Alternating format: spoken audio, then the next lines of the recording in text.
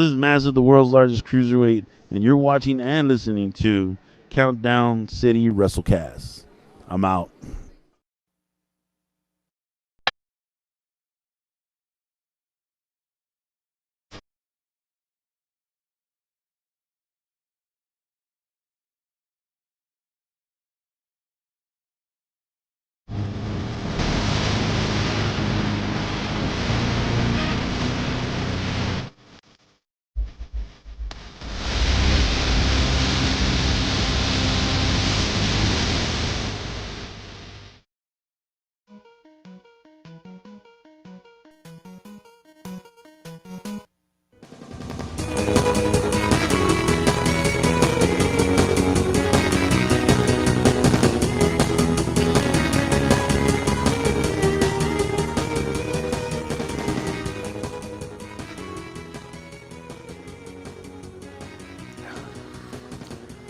What's up, heels and baby faces? Welcome to another episode of the Countdown City WrestleCast, our year-end awards show. I'm your host, JC. Joining me this week is Tommy.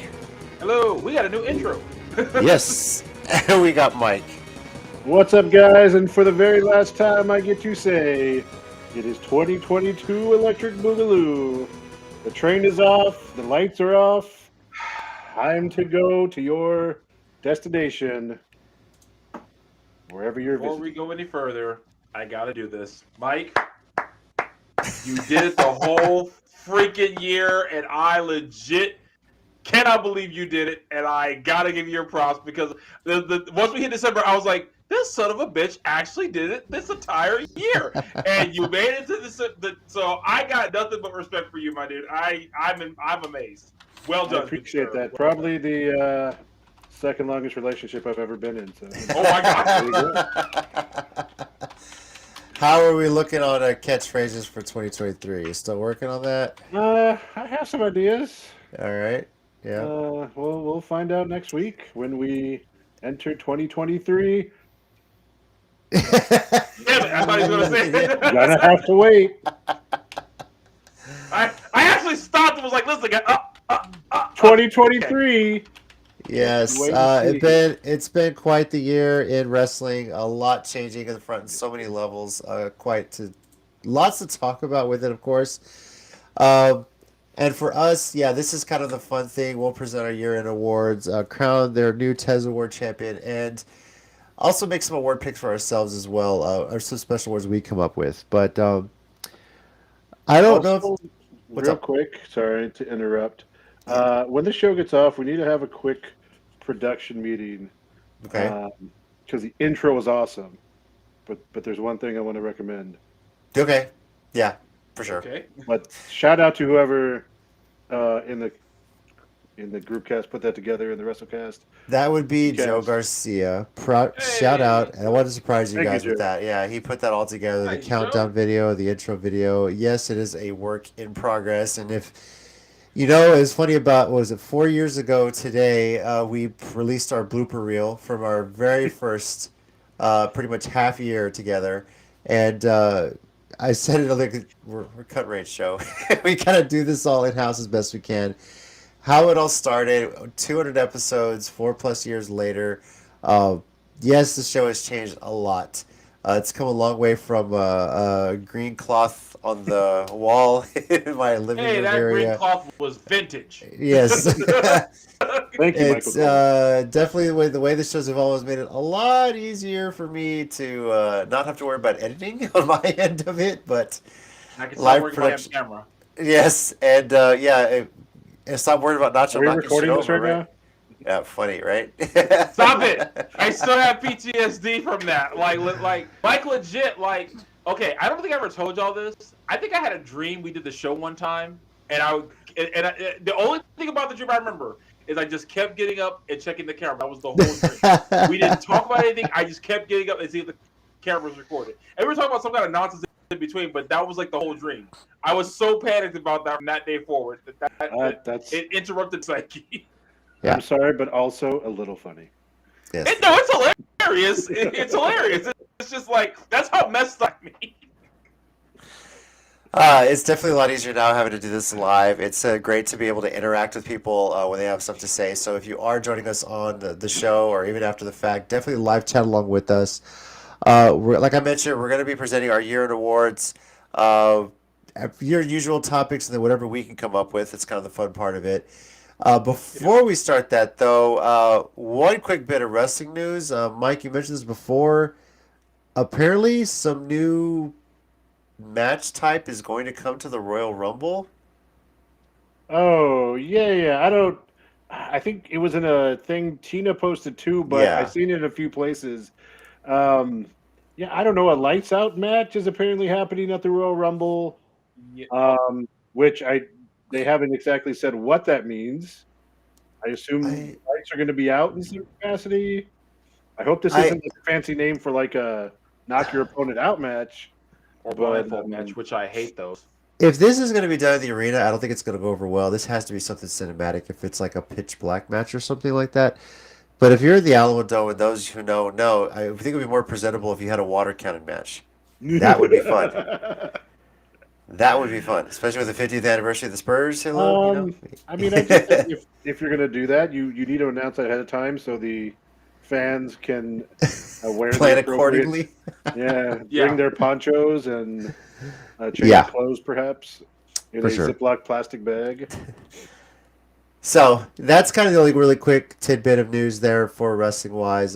There's plenty to talk about, but I think we'll start first though with the show that we attended this past Wednesday, which of course was AEW Dynamite and the taping of Rampage Holiday Bash. This was a blast, of course, live at the Freeman Coliseum here in San Antonio, Texas, and also the first AEW show for my kids, who were very, very excited to see Orange Cassidy. And bless their hearts, sat through an entire Dynamite episode asking me constantly when Orange Cassidy was coming out, only to have to wait until they got the Rampage event started to finally see him. Yeah. So, uh, It's just a little funny you say that, and that happened because I've told the story on the podcast after it happened, but it reminds me of over the summer when we went to the coast with my family, and we were watching. Me and my younger sister and my brother-in-law were watching Rampage that evening, Excuse me. and I have nieces and nephews from my older sister, and I was like, "Oh, Orange Cassidy would be a perfect wrestler to show them," and that was like similar thing. Like instead of him coming doing his whole spiel. It was like the night he was being super aggressive and just like was going after somebody. yeah. And he got to do a little bit of his stuff, but again, not complete what I'm sure they were hoping to see. So Yeah, Adi was just really waiting for him to do the devastating waiting for that. Yeah. Unfortunately, that didn't happen. But getting to see his little thumbs up, Yeah. probably gonna work on getting her a the foam finger thumbs up for the Nice. future. But Tommy, we'll start with you though. You had a chance to go be a part of the meet and greet before Yeah. Dynamite. Want to go and share your experience with that? It was really cool. I was gonna try to get all three because the meet and greet was for Wardlow, Tony Storm, and Roosh, but Wardlow was already sold out.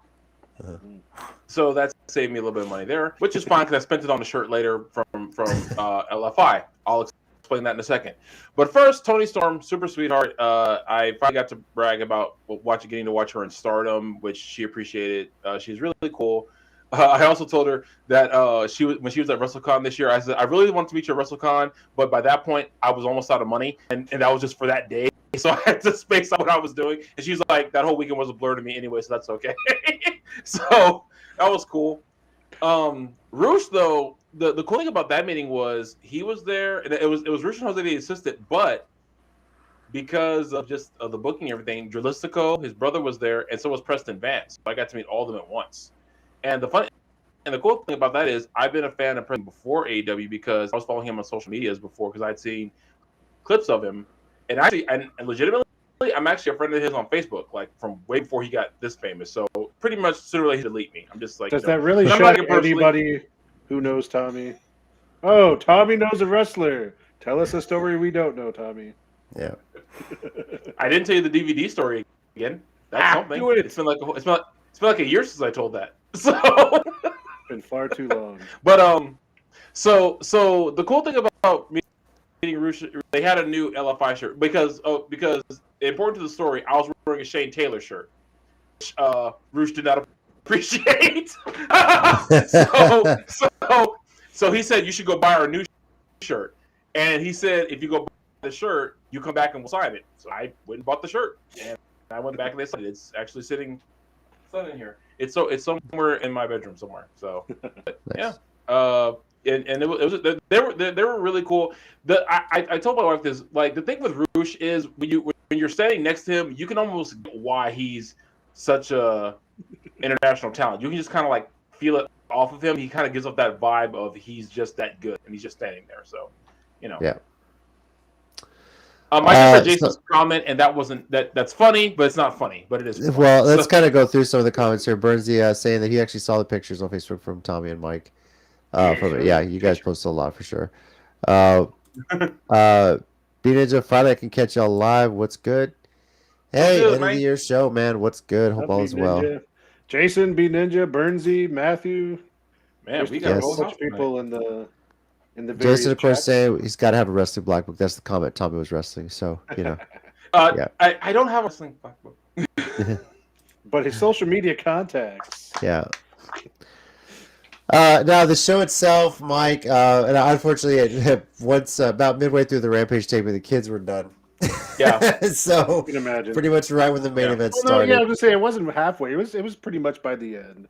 Yeah, it was the main event, but I mean, so it was they stayed for the whole tag team thing.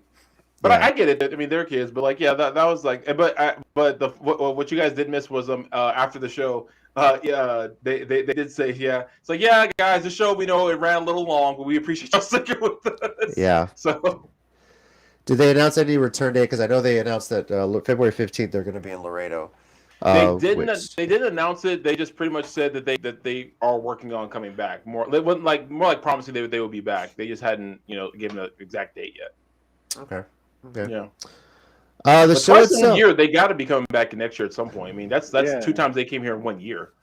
Yeah. So. And if you look at them, they actually don't have a large rotation of cities as big as WWE. Like, there's a lot. I mean, obviously, they go back to Jacksonville, Florida a lot. They hit Chicago a lot. They come through Texas a lot. So I think there's a good chance. And I mean, because some repeat cities on pay-per-views and stuff. Yeah. And like Chicago and Texas are like major wrestling. Like, Texas has like the Dallas area, and of course San Antonio is really coming up and everything. But so Jason, you got to meet Brandon Cutler. That's cool. That's cool. That dude was. I mean, if you want to start getting into the show, well, I don't know. Go ahead, Mike. Go for it. Yeah, I was going to go next. Like the dark stuff, elevation, but mentioning that, like kicking off the show with match 5 of the trios, best of 7 between the Bucks and or the Elite and Death Triangle in a street fight, basically. Yeah, just amazing. I mean, all those guys are just incredible. But yeah, Brandon Cutler getting involved, Nakazawa. That was just a hell of a way to start the main show. I know we got to see the dark elevation stuff beforehand, which was really cool to see, like Maddie. Leva Bates, I didn't get to see. I texted Tommy. He was the first match, but like 6 something, before they went on the air, and I went in line to grab some food, and there was like, it always happens. There's one guy at the front of the line who's like, the rest of the line's moving. One guy holds it up, and Tommy's like, "Oh, they're not starting matches yet." And then I hear music, and I'm like, "Oh, who is it?" And he's like, "It was Nyla and." It was Nyla and Marina Shafir. Yeah. Versus Leva Bates and I think it's a chick from Houston. I saw it later on social media when they were putting. But and I was like, we love Leva Bates. Like, we've seen her since 2013, 2014. Wings, like way back when she was getting started. So I tried to rush back, but I guess it was a short match anyway. So B Ninja. Yeah, well, I want to mention this one. This one, I believe, is on part of Dark Elevation too. So it just debuted yesterday on YouTube. Athena versus Kira Hogan for the ROH Women's Championship. Pretty great to see. Great reaction. It's It's hard to be. No, don't say it, B Ninja. I was gonna bring up this point. Don't steal it from me. Don't share this comment yet. I know we all were gonna say it, But Yeah. the funny part about Athena in Texas, period, is you're not going to get her booed here. This is this is her state. This is her. Yes. She could literally, and I am not making this up because I'm surprised it didn't happen in ACW. She could set a fan on fire, and she could get cheered. If it was me, she'd be over. So well, her husband tried to, right? Yes. Yeah, I was like, Okay, I first remember of that all- in ACW. Okay. So let's make this clear. Her husband tried to set anyone who is willing to take the fire on fire because he was a psychopath to this day. Yes. But I love the guy still. So Yeah. So just a quick random. I don't know if you remember how it popped up. The old ACW YouTube channel popped up some stuff, and the first match I saw was the Masada versus Palmer scaffold match when he went from Son of Anarchy kind of- back to back to the centerfold. But do you know what the most viewed match on that channel is, though? No, what? Star versus Miss Dyslexia Bra and Panties match. Wait, really? And Dyslexia beats the crap out of Star. Like she did, I think, every time they got together. Sorry. Is that didn't the mean one to in the derail bar? show. Are you Is that the serious? one- bar? No, I don't think it was at the bar. It was like at the pavilion. Oh, I remember that. It was like I forgot what that place was called. It but was marketed a as like- little like a car show thing or something, like a free event. I remember that. No, that must have been what it was. But I remember that one. apparently- Yeah. So I don't think the channel gets obviously visited as much. I don't think they've kept it up as much. But yeah, that was. yeah, I do remember Okay, that one. Yeah. I had to check this now, and that's hilarious. Yeah. Anyway, That's sorry. Back hilarious. to Dynamite, but it just Sorry. flow of thought. Yeah. CEO Jason says if winter's coming as annual Dallas event, SA is most likely. Yeah. For sure, we hope. I mean, the trend really is like to Austin 1 week, San Antonio the next. I think Laredo's being added to that is a really good idea. That's cool. Speaking of which, was just in Laredo for Christmas. That is definitely Roxanne Pettis country now. Oh Let me yeah. tell you. I'll just see the sign. yeah. God. Yeah. You want to No. take a picture by the sign? Was it still going? No, it wasn't still going. We didn't go near the arena, but there was. She posted on her story where she was. Apparently, she was actually attending a family event near the arena at some restaurant there. I think it was like lunch, something like that. And Tina knew exactly where it was. And yeah, so because she was friends with someone who was actually related to her, and was actually at that event. And so some little girl made like a sign for her, or made like a poster for her, drew a picture of her. She signed autographs, took pictures. They had a cake for her winning the NXT title. It was big. She was in town with family. Yeah. Was posting all of her being back home, posting pictures on Instagram and her stories of all the food. And believe me, yes, the food is great. So let me tell you. So, but yeah, it was unseasonably. I mean, it was cold here. It was cold there, freezing cold. But yeah, it was definitely not the weather I'm used to from being in Laredo. But yeah, it's when I tell you, it is Roxanne's country now. If you anywhere in Texas. Not in Laredo, because if Athena's ever wrestling Roxy's definitely over in Laredo. I think Okay, it's just... but in all fairness, if that is how far you have to go to get Athena booed in Texas, that's still pretty impressive. I mean, if it was That Athena is, versus actually. Thunder Rosa in San Antonio, you'd probably get booed versus Thunder Rosa in San Antonio. That's probably the you idea. know, Yeah. I feel like there'd be a That's back and forth. I say that's a hard 50-50 though. Dude. That's the I don't debate for know. another time. But no, it's remarkable that a girl that young has already inspired so many girls from that town to be something, you know. My niece is one of the first female D1 athletes to come out of Laredo. Tina's niece, I should say. So it's to see that and to see Roxanne Pettis, you know, friends of hers posting about her, using her real name, obviously, because they've known her for so long, coming up, working hard, and it is inspiring a lot of girls in that town to that anything is possible if you work hard for it. super And, awesome. and she's only, what, 21 years old now? 21, 22 now? Yeah, so it's amazing. So being there for that. I'll come back to a point because I want to connect some of that, but let's continue back to Dynamite and our show there because it was a great show. It Like, was a great show. Yes, it really was. Like all the way across. Like I said, starting off the main show with the trios match. What else did you want to get in? I was gonna mention. Can we talk about Ricky Starks absolutely destroying JAS and Jesus. in a minute and a half he destroyed the entire stable, and it's just like it's like because I know you guys know Hollywood Terry BOW. He's the announcer. Yeah. Shouts out to Terry. Dude, he texted me because he was there too. He said, "Dude, Ricky is untouchable." On the I was like, "Dude, no lie, because man."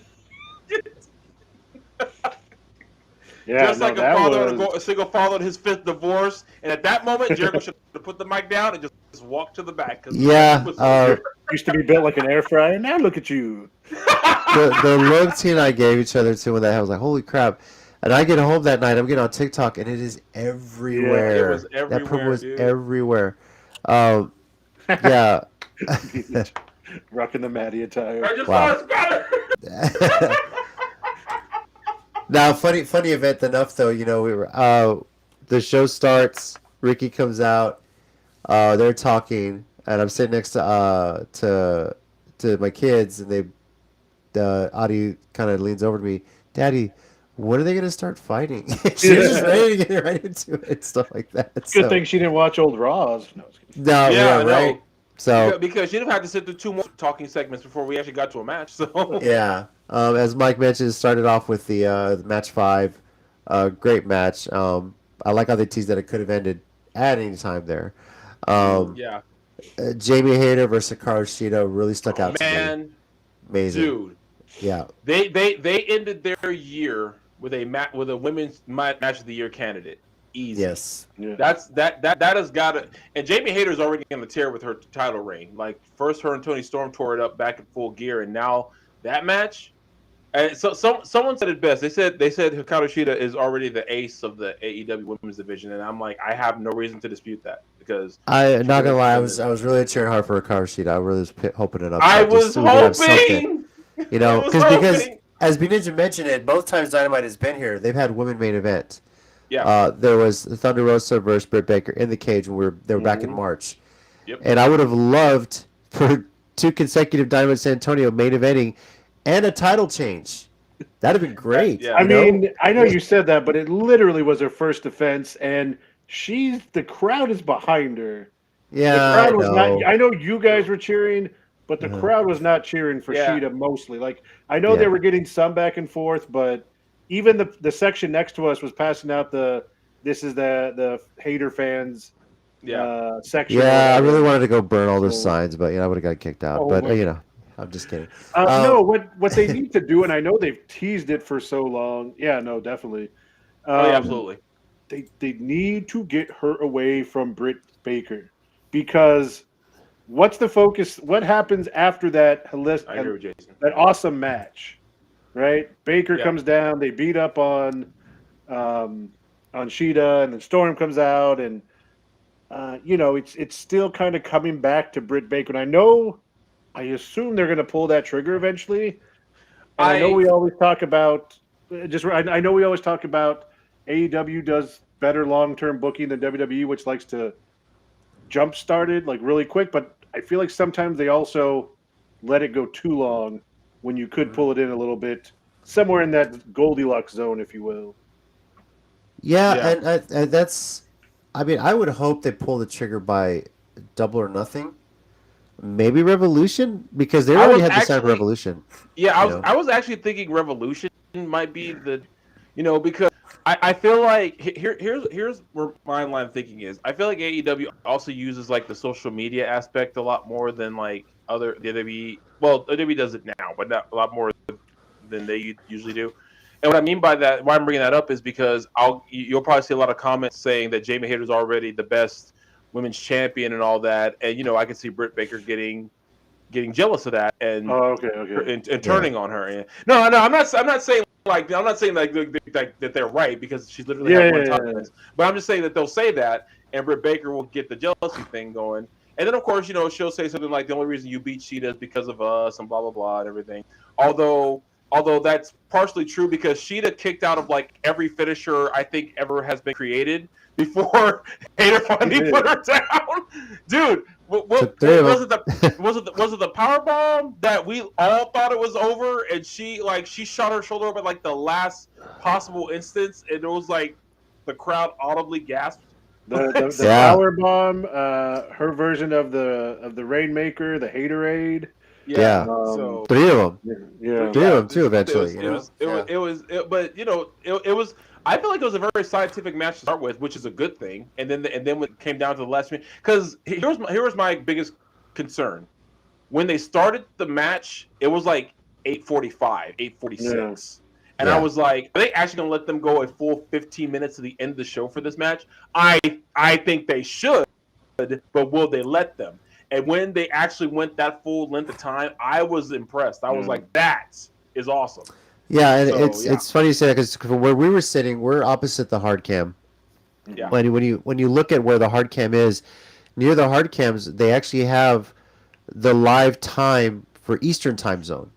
So it's a way for them to get their timing down. If you can see it from the distance, they can see, okay, how much time are we on the broadcast time or whatever. Where was that? I don't think I noticed that. Yeah, it's actually, if you looked across the arena, like if you looked across the past the ring where the hard cams would be, there's a big giant like TV monitor, like a TV, and all it is just has in gold letters whatever the time is in Eastern time. I don't think I paid attention to that. That's cool. I noticed I saw it briefly, but I couldn't remember for the life of me where it was. So I saw it last time because they had it when they did Dynamite in March, so I knew it was there, and I'm watching it. So during the main event, I'm like up and down glancing. Okay, how much time we got, and like that third one, I was like, okay, she just got time to kick out. Come on, As a fan, That's awesome. Like you find yourself glancing at your watch. She's got time to kick out. Come on. Now it didn't happen, but yeah, still it was pretty awesome. See, B-Ninja, she had to get the most off the show. This was her first main event. Hard to believe. As long as the title reign that she had, she never main evented, but it was, and he says a pure Joshi style main event. Yeah, that was Stardom, Tokyo Joshi Pro all day long. That match was. Yeah, and I really hope this is like a promising thing for Shida to eventually get this title back. Because when you think about it, she carried that title through a pandemic. Yeah. Through not a lot of fans in the stands, and it's very similar, I guess you could say, to when Drew McIntyre had the WWE Championship. He won it, but there was really nobody around to celebrate it with fans. So I think if they work something where she's eventually able to win it back, it can be something that's more heavily celebrated. Well, we can kind of connect this to the Rampage part because they do have a second title that's been held hostage literally since it was brought into existence, and really serves no purpose at this point. You really want to do that, because had it not been for that match, I might have been able to stay for the main event and see the tag match to finish, because that really took my kids out of it, especially after the show to start Rampage. Go ahead, and then I was gonna say, so here's the thing. As much as so I know I'm indifferent towards Jade Cargill matches. I know how Mike feels, how JC feels. Here's the problem. Her online following is the reason why she still has that belt. Because for every one of us that doesn't like it, every one of us that's indifferent towards it, there's at least 5 people, either purely for her physical looks or purely for her ethnicity. I mean, but who are behind her, and look, that's one of the honest to God reasons that she's still pushed as much as she is.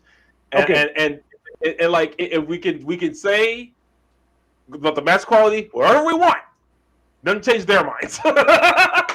Okay, well then let me say this, because I completely understand it. And to be honest, in the same way what I feel with the Bellas and I felt with Charlotte Flair, with Stephanie McMahon, I don't literally hate these people. I know. They're characters, right? And in all fairness, because I think you posted something or retweeted something I think I saw where people were talking about they were down lower in the crowd and heard some of the things that were being yelled at her during her matches, or I guess during other matches too, that were just racist and really inappropriate. And I'm not for that at all. the biggest thing, and actually this does connect back to the Bellas, is I don't like when you push something and try to shove it down my throat when I can clearly see it's not there, right? She is extremely talented, has an amazing physique, like super athletic, but very similar to Ronda Rousey, still very green with wrestling. She can hit moves impressively, but I don't think she has, or she's not up to the level of some of these other women of the feel of the match and getting into a match. You know? And her best matches have been with Thunder Rosa, with Athena, with Statlander, with Ruby Soho, wrestlers that have more experience and can kind of bring her along there. Yeah. My other problem is her booking, is because as long as she's had this TBS title, she will pop up on Rampage and have title defenses against females that we know from indie wrestling, but the AEW crowd might not know, and I don't know if they've been on Dark or Dark Elevation. Like Ivelisse a couple month or two ago popped up. I don't know if she'd been on Dark or Dark Elevation in months, and all of a sudden she gets a title shot. Yeah. Same thing with Vert Viction. Like I know a lot of people know her. She's well known kind of on the indies, but I think she's been on a few shows, and I don't think she's won matches. Yeah, Jason was saying no Vert Vixen offense. I know she was on Dark Elevation in that tag with Maddie, when they lost, and then all of a sudden she's getting a title match on Rampage, and I get they're trying to make Jade look impressive, but you brought in a secondary women's title when you have so many talented females, and it's just stuck on one person, and the story is just falling flat. The booking's falling flat. I just find it funny that it's a TBS championship, yet it's only on TNT, usually. I thought that was hilarious, too. Yeah. Venus says they're saving it for that 50-0. Probably. Judah Goldberg. I really hope it's like when she gets to 49. He fought 7 times over the 3 days. You know how Goldberg used to go from 32-0 to 45-0 in 1 week? Just lie your ass off. Wouldn't it be funny if she goes 49-0 and then she has a draw? Just 49-0-1. That'd be amazing. Amazing. Well, then they have to go to penalty kick. Oh, no, wait. That's yeah. Holding. Good evening. Hey. Holding. How's it going, buddy? How you doing, sir? Now, there's an interesting one here. They're going for either Sheeta, Willow, Statlander, or possibly Sasha. Now, for this one, B Ninja, you shut the hell up. Oh, I hope she has the titles. Sorry, get out of here, B Ninja. Yeah. Sasha is a possibility only because, and Tony Khan, when they asked about the potential of Sasha Banks going to AEW, he didn't say yes or no. All he says, I feels like that's something you can ask me about in January. The reason being, of course, is because Sasha Banks is no compete. She cannot even talk about future bookings. They can't even mention anything. She can't promote anything until January 1. Right, so starting Sunday, check Sasha Banks' Twitter, Instagram, Facebook, whatever. It's going to be blowing up. Holy crap, January 1st is Sunday. Sorry. Yes. Yeah. Sorry. Yeah. I will say on the list that B Ninja put up there, I don't know how quick she is coming back, but Statlander was obviously my first to take it. But Willow is quickly climbing up those ranks because she is awesome. Great wrestler. Love her character. Yeah. And just her persona and everything. So I'd be down with that too. Yeah. So Jason, by the way, says good looks better than no, definitely not. I think we can all agree with that. So no. Oh yeah, for sure. That was never said. Sure. No question. But I was gonna say with Willow, that's one reason why I'm so happy she's getting this chance, because watching her stuff on the indies, because I know she stuff from north and northeast, she has always had that super fun character. So to see her to do it her with Ruby Soho was really they're hilarious. I don't think I caught the interview that they showed, but I caught it when I was rewatching some of the show backstage, and come on, fist bump. Yeah, fist bump. I don't do that. Come on. Yeah, that unfortunately is something I wish they would do. Show the people in the arena whatever the backstage interviews are going to be, because we don't see those. Sometimes because they had that monitor off to the side. Yeah, but we don't see it. Apparently, we didn't even see what what Orange Cassidy said he would do if he won. the $300,000. Oh, yeah, I saw that Yeah, too, I yeah. was. Trent's Yeah, like, oh, I'm gonna buy my mom a house. What are you gonna do, Orange? Yeah, I'm gonna buy Trent's mom a house. Yeah. So, I feel like if we see those, maybe like we get like a bigger reaction. Like we could have had a chance, like Trent's mom needs a house or something during that match. Yeah. It could have been hilarious, That would have been Yeah. fun. So, Uh, anything else worth discussing? Or that you Well, guys I want to can't believe mention? I'm going to do this, but just Uh-oh. because Tommy asked, I'm going to be nice. You asked us to remind you about Rick Ross and Oh the gosh. segment with Keith Lee and the two Oh, guys yeah. who showed up who didn't get any cheer because no one knew who they were, or Well, most people didn't. yeah. Okay, I'll start with them because Terry actually found out who the first one was who I thought it was. It was It was Parker Bordeaux, yeah. Parker Bordeaux. Yeah. The first guy was where'd he go? His name's I don't know what his wrestling name is, but it's Graydon Goatsman or Yeah. Goutsman. And so I think he's a recent hire. The reason I said I heard some interesting stuff is because apparently Swerve's side hustle of his rap career is really starting to take off. And so I don't know if he's signed with Rick Ross or if he's just like a lot of artists do, like they have their own label but they associate with another one, kind of like how J. Cole associates. I think he associates with Rock. I think he's associated with Rock. But anyway, so it's like that. So I think that's why, and so apparently he's not going to show up a lot more, but he is going to show up again, from what I understand. I know, and I understand that he brings in a certain fan base that he has or whatever, and I get that. Yeah, It's just that segment also kind of brought it down a little bit and possibly got them an FCC fine. Yeah.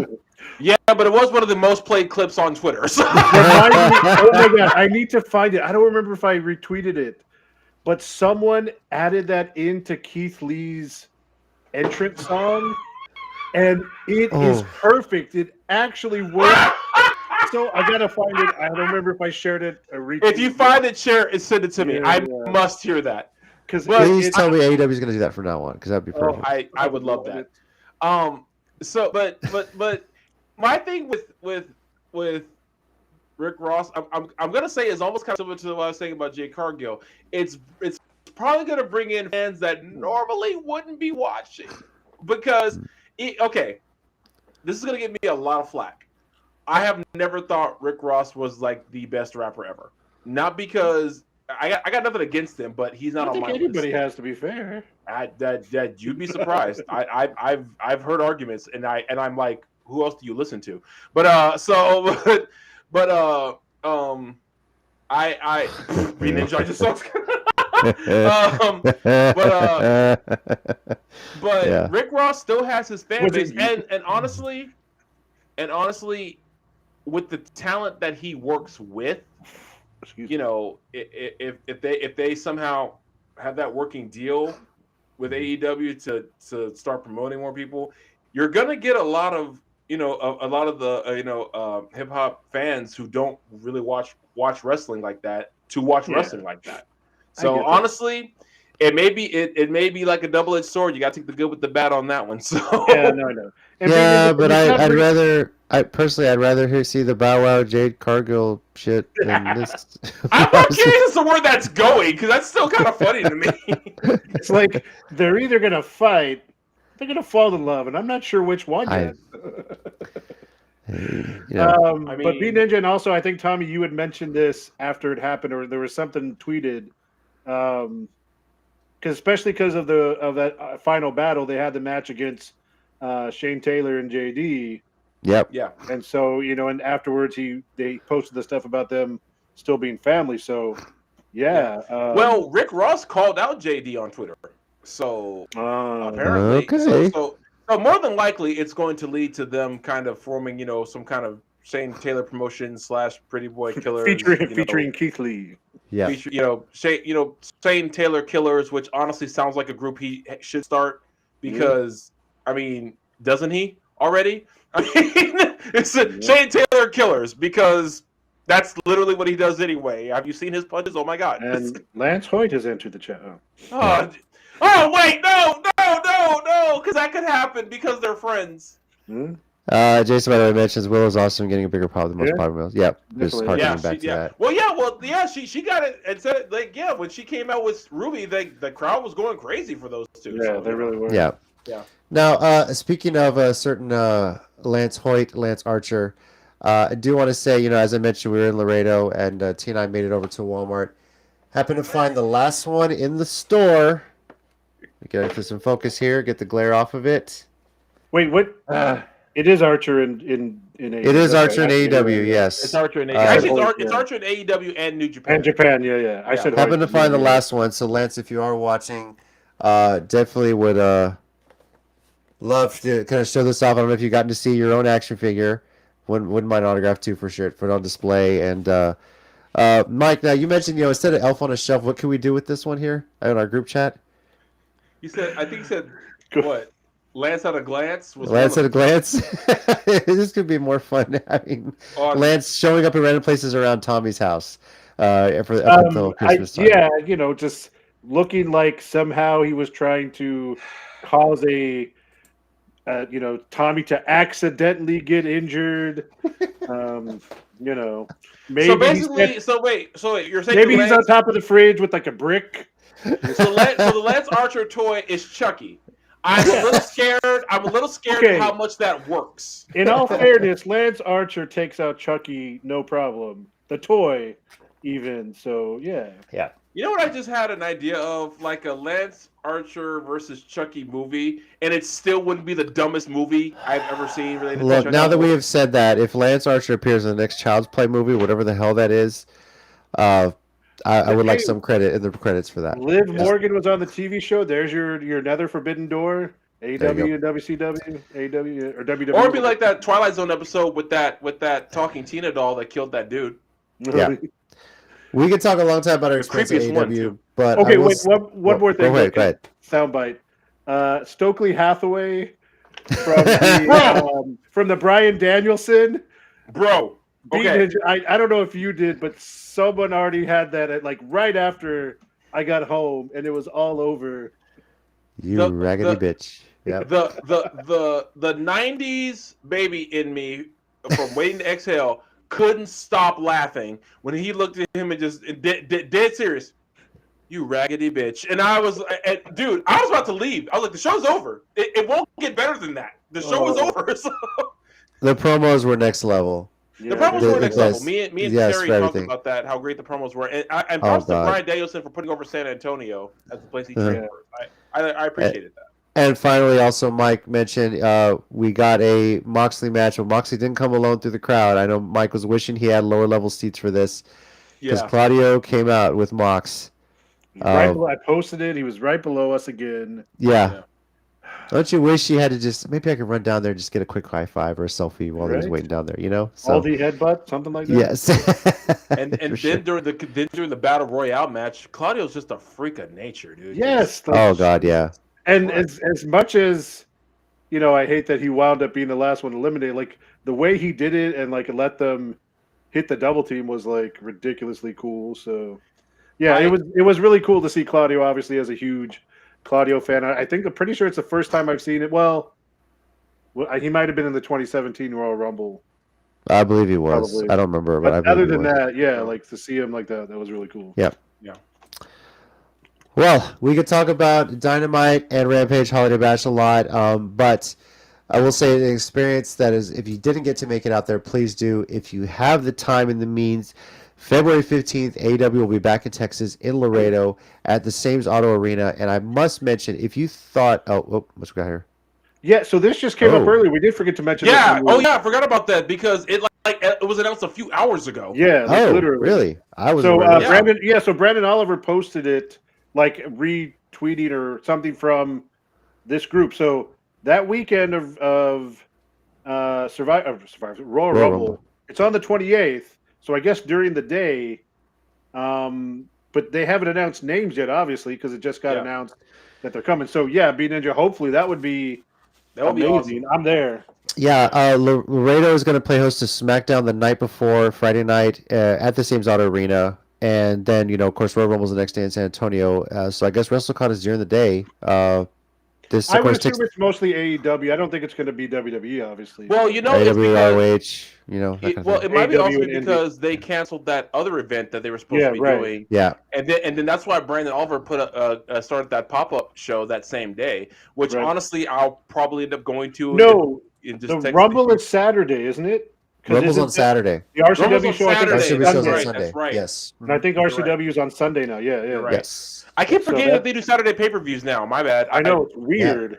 It's nice, isn't it? I wonder It where they is got nice. that I idea like it. from. I just my brain hasn't caught up with, like, whenever I hear the date for a wrestling pay-per-view, my brain says Sunday until literally we're on this show and y'all tell me otherwise. Yeah.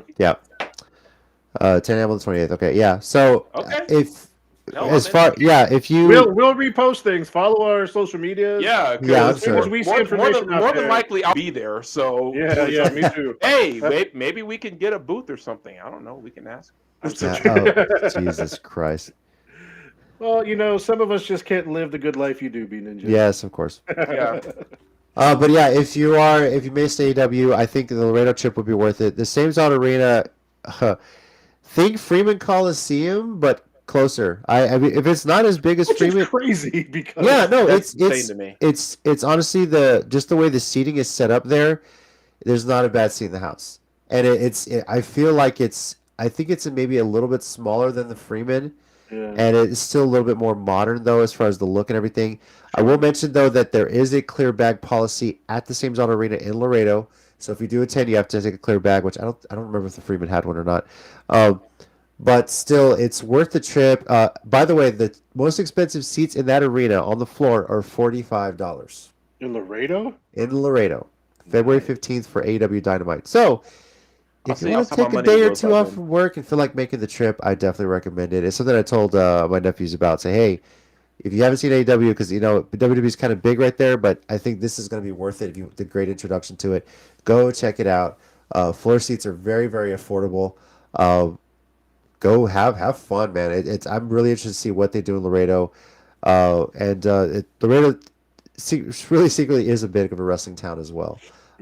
Yeah. Slowly becoming bigger than that. So definitely check it out. So I feel like all the major cities in Texas are pretty much wrestling towns. yeah, More So- or less.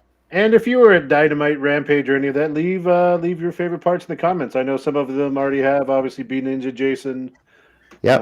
But if any of you guys were there, let us know because it was. B Ninja said it before we even got started. Good, Athena and Kiro.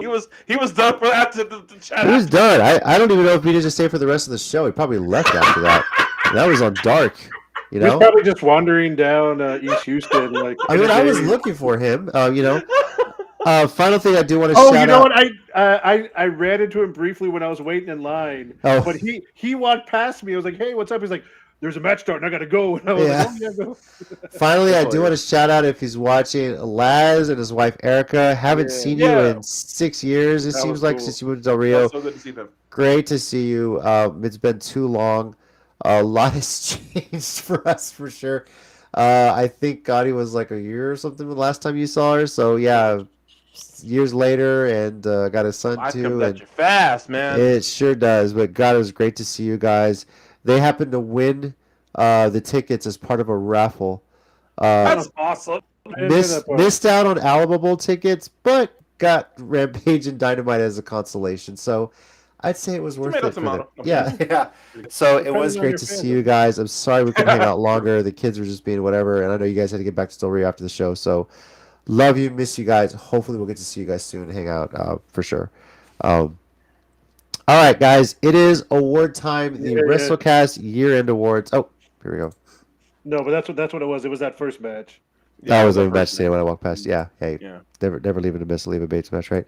Mm.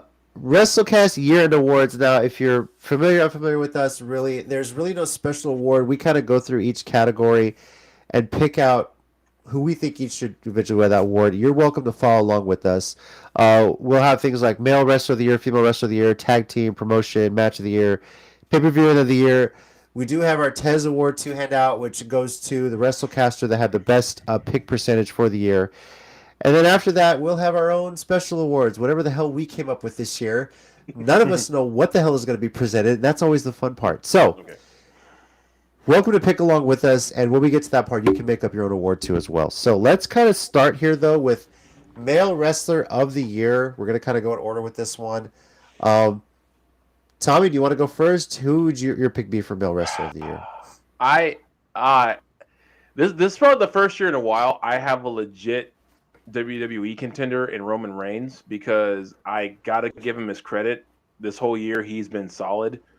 But because of how he and the others pulled it together and him leading the charge, I personally got to give it to Jon Moxley, because I feel like after the whole CM Punk incident, the very next Dynamite, no one knew what was going to happen.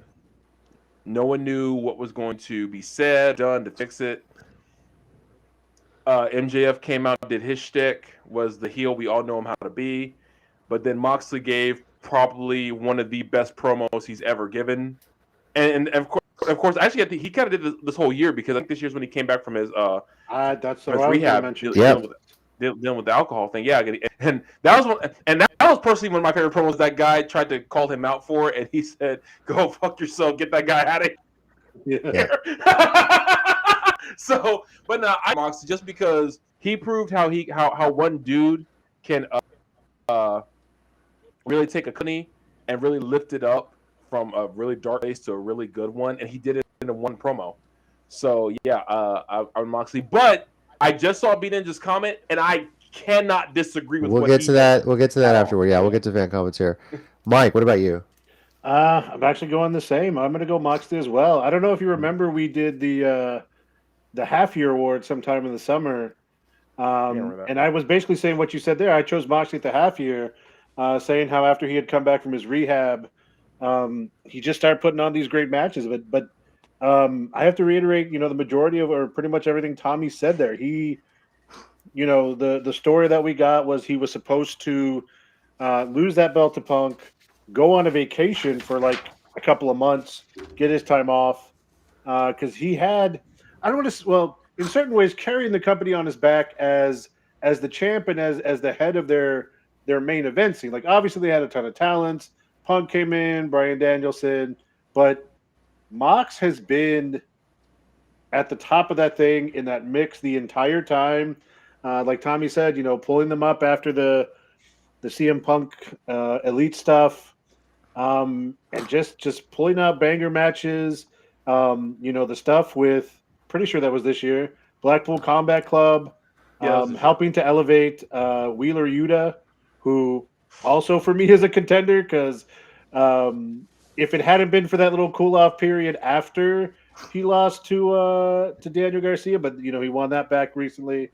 But yeah, I mean, Moxley's just been, and the same thing, Reigns, Josh Alexander. There are a handful that if you said those were your choices, I'm not going to necessarily argue with you.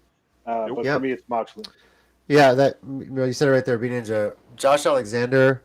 I mean, I'm thinking about this award. There's names that comes to mind. There's Roman Reigns. There's Jon Moxley. There's Josh Alexander. Hell, there's Braun Breaker, because he himself led a transition in NXT itself. Sure. He was the bridge between 2.0 and 1.0 Redux, I guess. I don't know. So it's kind of what the difference. NXT 1.5. I think what the point is though, this year people stepped up. Yeah. It was great to see people step up, and it's hard to pick just one. But I'm gonna God, can I pick a tie? Because it's between Mox and Josh Alexander. Whatever. It's between Mox and Josh Alexander, because both of them really carried the groups they were in, and it's nothing against Roman Reigns, but you always had the stable behind him and everything, always getting a little extra help, yes, but that being also Seth Rollins. But I think with Josh Alexander, he carried Impact through a year. A lot of people weren't sure they were going to stick around, but man, they put on some shows. Yeah. And Mox himself, really coming back from his personal issues, his rehab, and then carrying the company even a bit longer after the CM Punk drama went down. So I think that's definitely worth saying. Being, of course, Seth Rollins is another one. Yeah. So Seth Rollins, I was gonna mention too, but I almost thought that one was obvious just because, like, as ridiculous as he can be, that didn't affect his in-ring work. I was like, his character can be too much sometimes, but he's still just such fun to watch. Yeah, I think almost not like I don't want to say it's a problem, but like with Rollins, he's just so good and consistent. It's almost like people sleep on him sometimes. Yeah, because he's just doing it. But yeah, like he's been top notch all year. I think it's just. I mean, as we go into some of these other awards, I think we'll start to see guys. Wrestling's doing really good. Yeah, there is tons of great talent out there to get behind and get excited about on a weekly basis. Yeah. And as you mentioned, if you're live chat following along, let us know who you're picking on for each category. So feel free to type them in there like B Ninja has. Female Wrestler of the Year. Mike, we'll start with you. So this is a tough one because there are some names that immediately jump up to the top, but several of them have been hurt by like literally injuries, have been hurt and either came back from injuries or got injured kind of toward the end or the middle of the year, and that's affected them. So as I go through the list and I'm looking at that, I feel like the one person who has been most consistent and hasn't suffered from that is the one I'm going to have to choose. So obviously, like some of the names that are up there, the contender that I would put up there would be Becky, would be Bayley, would be Thunder Rosa. But I think B Ninja's got the name in there. I think I'm going to have to go Bianca Belair because she has just kind of been consistently at the top. And not that it's their fault or not her fault that, she hasn't really been out with an injury for a long time, but she just carried that championship for a majority of the year and, done it really well. So, Tommy. Yeah, Bianca Belair. And now, what B Ninja and Jason just said, Suri was really my other choice, and I was really thinking that, but I can't deny the year Bianca has had because she has just been on a tear this year. I feel like, and I say this with like with absolute, I mean this in the most respectful way possible. I feel like if anyone in American wrestling could also be Stardom talent, definitely Bianca could be. And like, if she could go to Stardom for like just one tour, that's all I would want, just one tour. But I'll let it go. But it's just, but Bianca, man, has been such a she's become to me like what a lot of other women in the past have become, and she's kind of done it in a different way. She wasn't one of the four horsewomen. She wasn't like a clear, I don't want to say this, like some of they clearly spent time, like putting as much time into, like kind of like what they did with Trish. You know how Trish wasn't really a wrestler at first, but they really worked with her to get there. I feel like Bianca was already a good wrestler. They just, she just got better with time. I just feel like Bianca kind of like, and it's kind of a big deal to me. Her whole aesthetic is very much her own and very Afrocentric. And I respect that for a lot of reasons, obviously. So I got to give her credit for also sticking just true to herself and, all that good stuff. So, and, she's cool as hell to me. It's like, I keep flashing back to what be my favorite promo of the year of Asuka and Io Shirai and Bianca not having a clue as to what the hell Asuka's saying, but she's still back there like, yeah, girl, that's what's up. That's what a real friend does. I don't know what the hell you talk about, but that's what you do, girl. You do that shit right there, girl. Yeah. No, good one's like, I don't know what the hell this girl just said, but I know I got her back. So, Tommy, I don't know how you did your grading system, but how many points in second was Jasmine Allure? How far back was she in second? So hold on, I got it right here. So if I had 50 people to choose from, Jasmine Allure was still 93. Anyway, 93 out of 100. That's pretty close. I hate you so much, Mike. Bianca is like the odds-on favorite, and I'm going with one that people may forget because she kind of did carry something as a heel champion and for 413 days, and that's Mandy Rose, my female wrestler of the year. Yeah, As a heel I'm not even champ, gonna hate on that with because all the people hating on her for everything, but for someone who completely improved, constantly worked hard, one of the hardest working women in wrestling over the last year, led a new stable in Toxic Attraction, and yeah, it's pretty shitty the way that her exit was done, but it is what it is, but the thing is, you don't get praise from so many veterans in the wrestling business, including people like Bully Ray, who says, if I'm running AEW or Impact, I am signing her tomorrow. That's like the first thing he said on his Busted Open Radio, like right after that news came out. So, that is my pick for Randy Rose for the rest of the year. Any truth to the rumor that you're commemorating your pick by getting a monthly subscription, or? No, even though they are half off until the end of the year, she did advertise on her Instagram. So, oh, the cost, right? Yes. Wow. Bianca was homegrown, came with big aesthetic, which made her unique across the pack. The Kyrie match of the Mayon Classic put her on the map, I think is what he meant to say there, for sure. Yeah. So, all right. Tag team of the year. I have a feeling this one will be easily unanimous, so I'm going to start with mine. It's FTR. Do you guys agree, or are you guys going elsewhere with that one? Yeah, no, I'm gonna go FTR. It's just that I think this might have been the toughest year so far to pick this one though. Okay. I feel I'm going FTR, but even though so I'll say even though we didn't see them wrestle on TV as much, they still did wrestle everywhere else. The Briscoes were still putting on bangers in like GCW. They just recently lost the House of Glory tag titles, I think, just recently. Yep. I'll give the Usos credit where it's due, man. They've been killing it. I hope Big E gets well soon.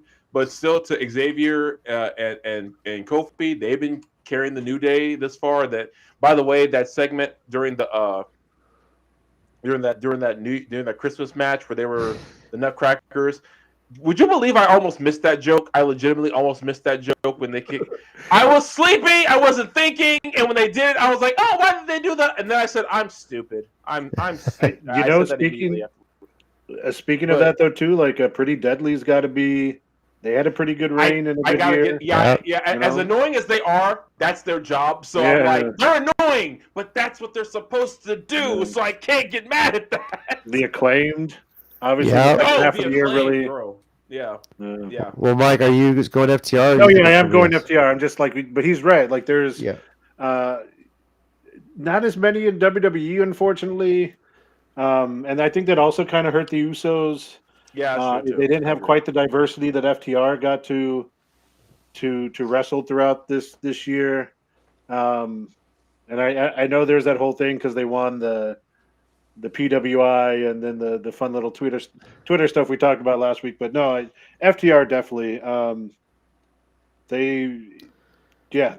They've talked about it for a couple years, and they really have been, to me, the best tag team. And it helps that they've been able to do the ROH stuff, do the AAA stuff, and kind of go around to different places as well. And they'll be at Wrestle Kingdom. The 4th too. Wrestling promotion of the year, guys. You want me to start this off? I'll start it off because I'm gonna go ahead and put on my Japan hat, and I gotta say Stardom. Okay. I gotta give Stardom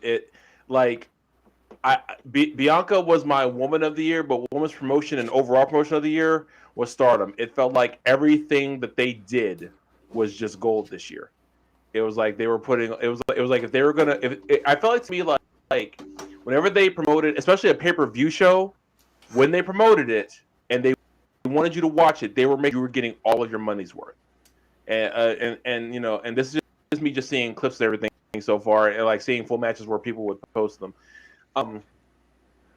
I can't. I mean, if we're gonna go by wrestling talent, the fun and everything of it, I gotta go Stardom for how they have just been absolutely killing the game because they had a major year of great stars, great matchups. Kyrie coming back, Syuri is world champion, Julia winning the recent tournament. Now she's getting her title shot tomorrow. that happening tomorrow? Oh my Well, god! 28th. Today's the 27th, so yeah, tomorrow 28th. Yep. Yeah, Yep. I think it's happening. If not tomorrow, then it's Thursday for sure.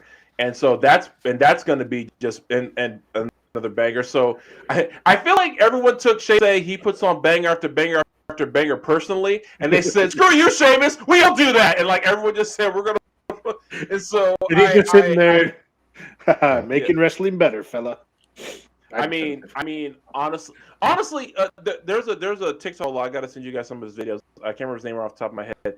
He talked about how it's good to see the guys from the bar at the top of the wrestling game right now, and if it's not together. Like Sheamus is just killing it with every match he has, as we all knew he could, and of course, Cesaro, Claudio just killing it the same way. So it's good to see that. But for promotion of the year, I'll go back. For Stardom for sure, and I hope it is, but because of course the rumors we mentioned about Sasha in January 1st, we'll see, but they had a whole bunch of and everyone's been saying it. If you love wrestling tournaments, go back and watch the Stardom 5-star Grand Prix.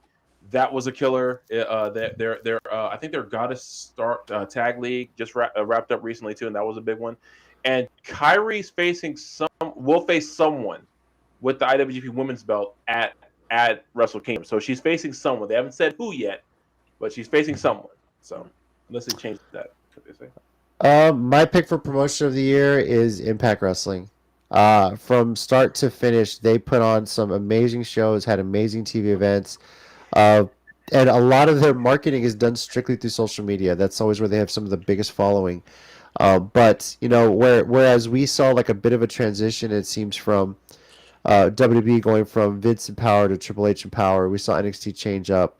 In AEW, you have to throw the CM Punk thing in the middle of that. We didn't know what was going to happen. Now, granted, AEW did well, but some of the pay-per-views weren't. Maybe it's the standard AEW. It wasn't as good as I thought some of them could be. But Impact from start to finish just brought it. They didn't do a bad show at all. No, you're right. So I'm going to say Impact was promotion of the year. Mike, what about you? Well, I'm going to go a little bit out of left field here, but I'm going to make this a little personal because I'm going to choose Mission Pro because having finally gone back to wrestling shows on a somewhat consistent basis, it's been several years since I've been, and I have not had so much fun at shows in a long time. The talent that they bring in, on the female side, they're bringing in a bunch of young talent that you can see is going to have a bright future in this business. When they do the shows, which they've done most of this year with hybrid, the hybrid students are killing it. I know Tommy's best friend, Casey Blackrose, has been incredibly impressive.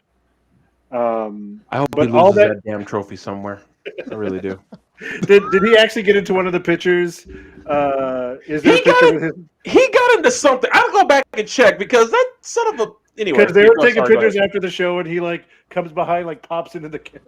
He got into something. I got to check which one though. But not since our days of going to RCW and ACW on a consistent basis have I been able to go as often. But it's great. I've had an amazing time every show. Getting to see a triple threat casket match at your local, at not one of your bigger company shows was amazing. Holiday, Genocide, Kylan King. Some of those were having those big matches. Obviously, Jasmine Allure. I'm going to admit something before we go to 2023, guys. Tommy is not actually a fan of Jasmine Allure. It's me. I just give him a hard time because he makes fun of her all the time and literally has prevented, of the 4 times I've been to the show that she's had a match, slowed the beginning of 2 or 3 of them at least, just because you keep yelling at her and she keeps going back. She did try to kick me at the last show. It was again. There was another Mission Pro clip, put out a clip, and you don't see Tommy because it's focused on her. But when she kicks at the crowd, I was like, "That was Tommy. She was kicking at Tommy." But in all seriousness, she and there's a whole group of them. Genocide. Genocide. But I'm talking like Maddie and even like Emmy and MJ and some of these younger talents that are coming up. You can see that women's wrestling has a bright future. Texas is well represented because a lot of these girls are coming out of the area, out of ROW with Booker or Hybrid and stuff like Yeah, that. because Maddie's out of hybrid. So Right. Yeah. So great shows, and like I said, the Hybrid guys kill it. David Kidd, Devin Carter, Casey, like we talked about. Mariana did the favor for you, Tom. anyway, So yeah, but it's a great promotion, and everyone that works them is super cool. Thunder Rosa herself, and all her family and friends that help put the go, like nicest people.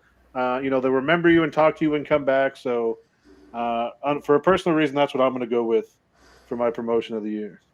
and I can't disagree with you at all. Yep. So. Joe, thank you, sir, and thank you very much for all your help Thank you, with the Joe. new graphics We appreciate and you, my everything. man. Yeah, Appreciate thanks, you. Joe. much. That was a great beginning. I love it. Match of the year, guys. Do y'all have one that sticks out? Because I already know what mine is. But I do. I couldn't think of one, dude, because I just saw so many good ones. So Mike, we'll start with you. If you can Mike, pick one, go for a pick one. Yeah. It's not easy, but one that just keeps coming back, and I think it's just what it is I hope this wasn't yours, but Sheamus and Gunther from the UK show. What was it called? Clash of the Castle. Clash of the Castle. Mhm. To just like Sheamus, this kind of renaissance he's had the last year or two, where he kind of got his body back into shape, because I know he was doing bad a couple years ago, right before COVID hit, and they were thinking that he had some injury, like lingering injuries, he was going to have to retire. And then he redid his workout. He does that show, Celtic Warrior workouts, where he usually gets someone, like he's had Rhea Ripley on there, Liv Morgan, Claudio before he left, because I think he's been doing it for several years. And he really has, like Tommy made the joke earlier, but he really has been putting banger after banger. And that match over there, like, I don't know, it still sticks with me now. And I've gone actually back onto Peacock to watch it a few times. Yeah, B Ninja, I mean, that's right up there too. Like there are a lot of matches here but for me personally, that just kind of sticks out to me, that I keep going back to. So I don't know if Tommy's still looking up his, but mine is I guess you were there, right? It's funny you say that. I can't blame him. Mine is Thunder Rosa versus Dr. Britt Baker, DMD, in the cage, there too, St. Patrick's Day Slam in San Antonio. That's a good one too. That one just sticks out. It's the one I've always come back to, and it's not just because I was there, but I feel like I've compared every other match the rest of the year to that one, and it just doesn't have the weight. From the introduction, from the mariachis, which, by the way, can we mic them up just a little bit better for TV next time? But just that whole intro, the crowd. I mean, being there gave me flashbacks of '97 Rumble when Shawn beat Sid. The roar of the crowd when Shawn hit the last pin, it was very similar to that in the Freeman. Yeah. And it was way less number of people that were in the Alamo Dome that day in '97, but just I had flashbacks of that. Passion, though, it was equal. Yes. The way this city got behind Thunder Rosa for that was amazing, and the match did not disappoint. And for it to be the woman main eventing Dynamite was pretty damn awesome too. So can we unofficially name San Antonio as the female main event capital of wrestling? I would happily take that. Yes. I would happily take that. I mean, 2 Dynamites, 2 match of the year contenders. I mean, if the women's Rumble finishes off Royal Rumble next month, maybe. That'd be awesome. I'm down. Yep. They just throwing out a bunch of there. Masha versus Jordan Grace, Bound for Glory. Jason also second in that same match of Bound for Glory. Yeah, that one was amazing. Tommy, do you have a pick? Because if you don't, it's understandable. But if you got one, I have a pick. But before I say it, I just want to mention, because the Thunder Rosa Britt Baker one definitely is one of mine. Another one was from Stardom Siri and Utami, but and I'll fully admit this. This was because I was there, and because of what it meant to see it live and what it meant for wrestling as a whole. Oh, Jason's pick, I just realized that's a good one too. But mine is the very first Briscoes FTR match at Supercard of Honor after Tony Khan bought Ring of Honor, and because for me that it's simple, it signifies so many things. A, Ring of Honor wasn't dead, which I could not thank Jesus harder for if I tried. I think that was when he heard me pray the most. He said, "Okay, dude, I heard you the first 18 times. Appreciate it." Tommy went full Tim Tebow at that point. Yeah. So. Yeah, bro, you ain't lying. It meant that seeing the Briscoes and FTR, finally get that match 1-on-1, which I have been clamoring for since they were the Revival. I just remember salivating at the idea of that, and then seeing it live, and then seeing the crowd be so into it, so heavy for that match. It was like we were exhausted by the time the final 3 count was by final pin. We were just exhausted. It reminded me of that time I was in Houston for the Shawn Michaels Undertaker match at 25, and you would have thought we all ran a marathon after that match was over because that was just so incredible. But you can argue that their second and third matches were better, and I'm not gonna fight you if you do say that. But that was just my favorite because I was there, I felt it, and it was the new genesis of Ring of Honor. I mean, Caprice Coleman and Io Riccaboni were there calling ringside. These two guys who didn't even know if they would even have a job back in December of last year. So it was just such a cool moment to see. And then not only that was it a great moment, but the fans got what they wanted. How often? Well, actually, now this year in wrestling, you can say that. How often do fans get what they want? Well, this year, quite a bit actually. So. Yeah. Now, pay-per-view / event of the year, and we can do this one of two ways. Do you guys? I'm looking at what everyone's ratings were for the year. So, do you guys have any guesses on what you think your personal, based on your ratings, what was your favorite pay-per-view of the year? And there could be more than one because there was for everybody. So. I'm sure most of mine were Ring of Honor related. No. Well, one of them. Really?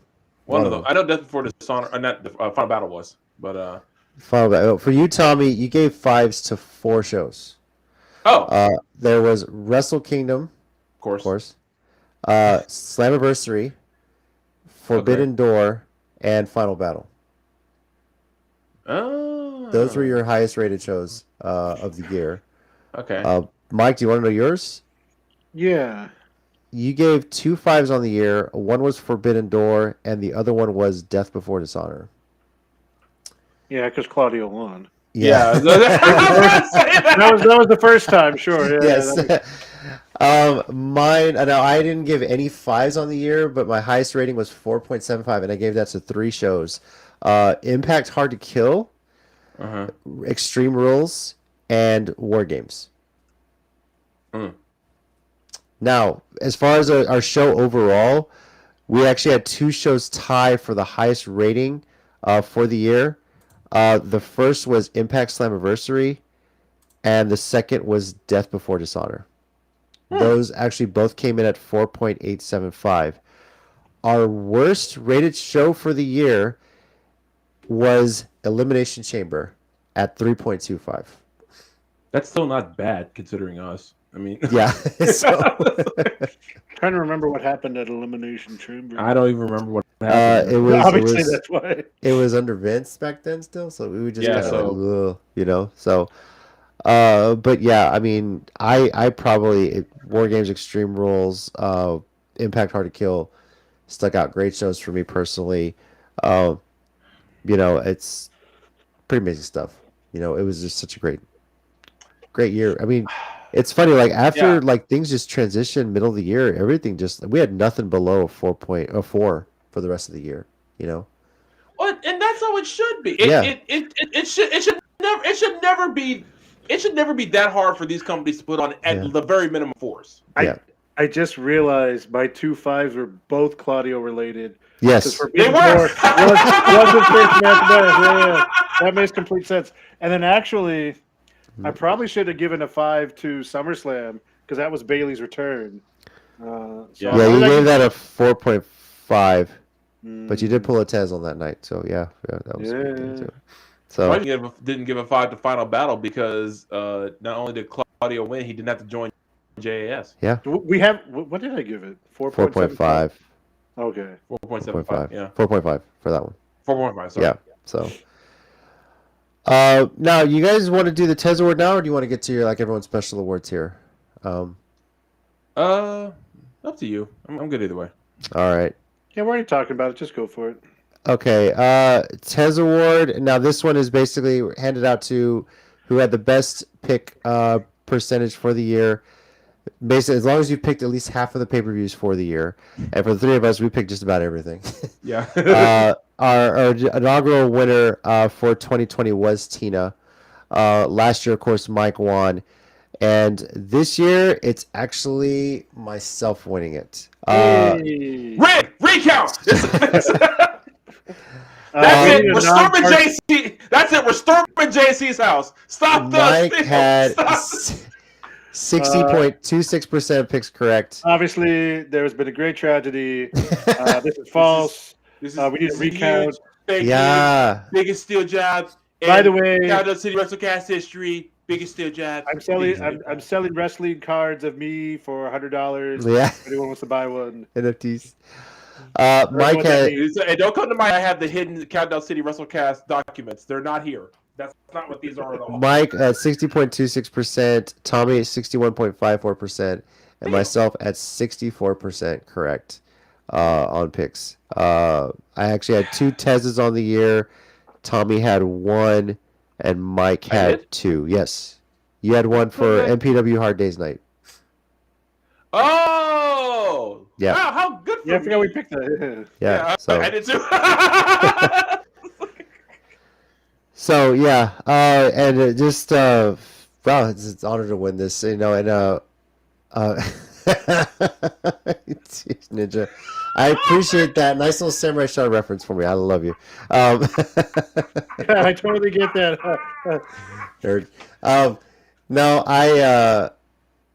as I mentioned, 4 years ago today, I posted the very first blooper reel that we did. We were shooting this all in person. It was fun to edit. And seeing a lot of the memories from the first shows Tez did with us. And I'm looking forward to my memories popping up with the next set of blooper reels because he was on more shows in the 2019 and it was Yeah. so many memories of him on there. Him being on the phone when the Nacho knocked over the camera. I have a lot of memories of him, and family still comments on stuff. I know a lot of them were Louisville Cardinal fans, and fortunately, my Longhorns volleyball team beat them for the national championship, so I had to rejoice a bit on that. But Tez, not a day goes by when I'm not doing a show, I'm thinking about you, man. It's coming up on 2 years now since you left us, and I still miss you. I think it just So passed 2 years a couple weeks ago. yeah, mid-December, and December. man, I apologize if we haven't stayed in touch. I try to comment every now and then. I know life is hard, but I'm very happy that you yourself are Yeah. engaged. Congratulations. I Yeah. can't. Awesome. It's amazing. So I know Tez is rejoicing too. So I saw that, and I know we're segueing a bit, but I'm just happy for her that she had the strength to carry on with life. I couldn't imagine being in the position she was in, but I'm just happy for her that she's happy. She deserves Yeah. it, and good for her. And I contact her now again, and I just want her to be happy, and because she deserves it. I know that was rough for her, especially. So as long as she's happy, that's what matters. yeah. Congrats again on that, and I would love to meet your fiance at some point. Hope he's as nerdy as all of us are. Just so but yeah. So yeah, and then now it's time for our special awards. Who wants to go first? Anybody have any fun ones? You want to present all yours, or Let's see. Well, because I how did I go? Oh, go ahead, Mike. Okay, I was like, go ahead. I don't know if you had one ready. I have one. I may come back for another one. But the first one I want to give away, and I guess I kind of referenced it earlier, but I'm going to call this the Adversity Under Fire Award. And that goes to Jasmine Allure for going forward with her matches as Tommy is constantly berating her and starting bottom tier chants and all kinds of horrible things. And the fact that she still was able to at least compete in the main event, even though she came up short, wrestle in a couple main events that she was in, and just to try to broker peace between them, I purchased an 8x10 for Tommy. He was nice enough to take a picture with him with Tommy as my number one fan. I know we've got that somewhere. So, just all the respect to her for being able to persevere through all that adversity that Tommy causes her. So, while Tommy is seething, I'm going to go ahead and just present what Tina's awards were. Tina I hate wanted you to. so much. You're so bitch. Tina wanted to send a couple in. First one is the most Usi award of the year, and that goes to Sami Zayn, the honorary Us. And the least Usi award goes to Kevin Owens for constantly trying to fuck that up. Basically, The least Lucy Award. I'm sorry, it just hit my brain what you said. those courtesy of Tina are her two special awards for 2022. Mine is the award for best promo that I didn't understand unless there were subtitles, and that is definitely Io Sky and Asuka. Good Lord, that was funny as hell. And the funny Man, part I is, love that promo. we saw a promo. Who was it? MJF and who? It was Regal. God. Regal, right? I mean, Regal, Regal, yeah. Regal. That Yeah. like the week before. We talked about that the week before, how great that promo was. And then we saw Asuka and Io Sky, and for a whole week, we didn't know what the fuck they said until somebody actually put their subtitle skills to it and put what they said on it. And it made it so much better. But the And I'm funniest like, part was it was great before the subtitles. Exactly. That was the best part. Exactly. I completely forgot about MJF and Regal. As good as that was, like, this was it. Like, hell yeah, that was such an amazing Look, there are promo. three promo battles this year that I feel like if you said these were yours of the year, I can argue with you. MJF and Regal, Io and Asuka, and Sami Zayn with Jey Uso and the Usi thing. If you say any one of those three is your top promo this year, I have no reason to argue with you. Yeah. Because the fact that Sami Zayn is single-handedly breaking the most stone-faced family in all of pro wrestling, well, most stone-faced and Jimmy, because Jimmy ain't not cracked since Sammy joined the damn faction. So. Yeah. All right. Tommy, do you have a special award you'd like to present? Okay, go for it. Yeah. Mine is the unexpectedly emotional award, and it actually is going to go out to Suzuki-gun's farewell address to the crowd. Mm-hmm. Because I did not expect to be emotional seeing Suzuki-gun, one of the most violent factions in wrestling history, disband. But it was the fact that Lance Hoyt was just visibly like saddened by that, like, it was and all that. And then Kashi Iizuka, who was originally a member of Chaos and then jumped to Suzuki-gun, would come through the crowd still with his same gimmick just to say goodbye to his stablemates. I didn't expect to get emotional watching that, but that just proves the power of that group. For 11 years, they just ran roughshod all over New Japan and Pro Wrestling Noah, in case anyone didn't know that. Like, there was one Wrestle Kingdom where Noah teamed up and fought Suzuki-gun. So Suzuki just grabbed all Suzuki-gun, and they literally invaded Noah for a year and won all their belts. And then the very next year came back to New Japan at New Year's Dash and beat the crap out of everybody. And when I say everybody, they ran into Korakuen Hall and started punching left and right. I think they hit a fan. I'm making that up. They didn't hit a fan. Well, it's Lance Hoyt. He could have hit a fan. So he is Hanson inspired. So yeah. So I like the fact that the toughest group of guys in all of pro wrestling could create such a moment like that, because that's how important that they still are. It's not like they're all retiring or anything. It's just that the group is no more. And just, the memories are awesome, because that was legit. Like, we heard Suzuki, and it was like, oh, everyone's gonna get beat up. Now, if you hear Suzuki, you're still going to get beat up. I hope no one thinks they're safe now because he's alone, because you're not. He'll just go down swinging, and he'll take some of you with him, I swear to God. So, but yeah, so I legit that moment, it was one I was expecting. When Suzuki announced that he was ending the faction, I was sad, but I kind of got it. But it's like, how they did it, the way they did it was super emotional, and and I cannot wait to see what they all do next. So, any other special awards you guys might have? I can always just give out the best La Rosa Negra award to La Rosa Negra because that's and if you're watching this live, feel free to type in your own fun award as well for the. I don't know if this award is going to perhaps have a name, but if you want to get the emoji of the eyes, like with the eyebrows raised, I'm going to give that award to Damage Control, because seeing Bailey back like this, and then bringing Io Sky and Dakota Kai. Thank you very much. Yes. For sure. We can give out the best Rhea Ripley award to Rhea Ripley for literally anything she does. I don't care. She's that guy. Didn't ask. I feel like her award would be something like the Yes Mommy or whatever you say, ma'am award. Sure. So, okay. Call it that. And I agree, sir. Thank you. Or we could give the Luckiest Man in the World award to Dom. Apparently, I mean, only if I get to hit him immediately after. No, he's in prison already. It's all good. So, wow. I think he's already out, though. I'm sorry. Just the mommy. I'm not going to make it in jail. Yes. Yo, someone that same. Here we go. Hold on. Pino's handing out the BET award to Tony Khan for bringing all the rap artists to AEW. I mean, not wrong. I mean, I You know what? Screw what I was gonna say. That's fun.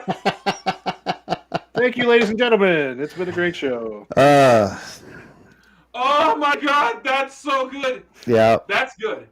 That's not an award I can personally hand out, but that is hilarious. The BET award. Oh man, that. Baby, clap on that, my friend. My man. Well done. Good Very shit. well done. Good shit. Oh man, what if we get like a BET Awards match, like with House of Half Black with the Acclaimed and Top Flight? I'll finally say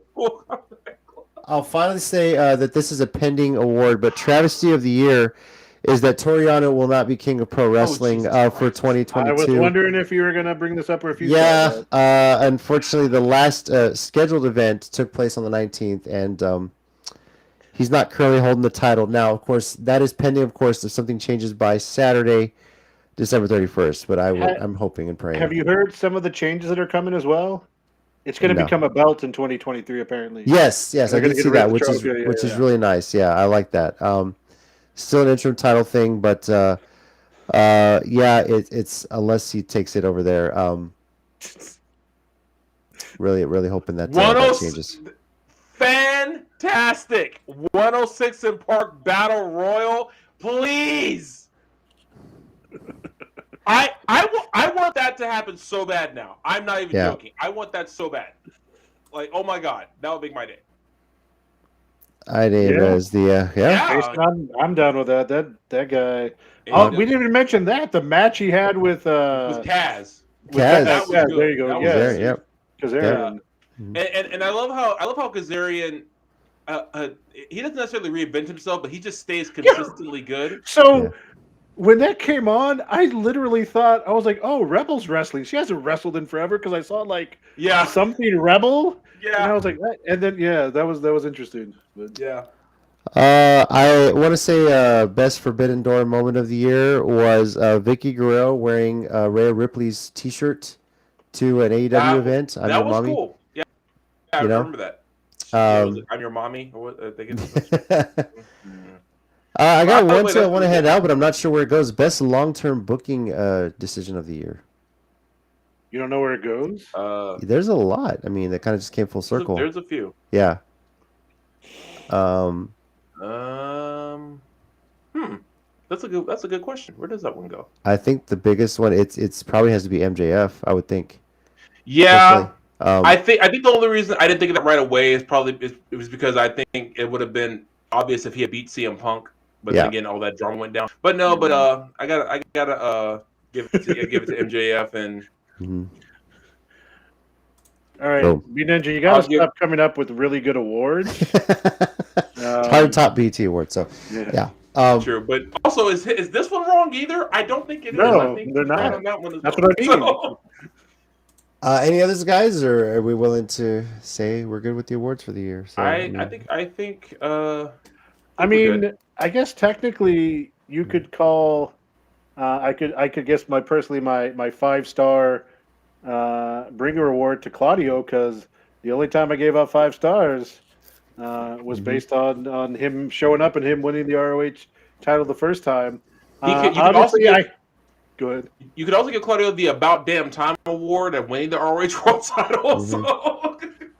And then to go back to long-term, well, not long-term book, to continue from last week, my maybe this year the audience will learn how to count a rotation award goes to every AEW audience or ROH audience, where Claudio does the swing and they just count in rhythm, but not in a full rotation. Yeah.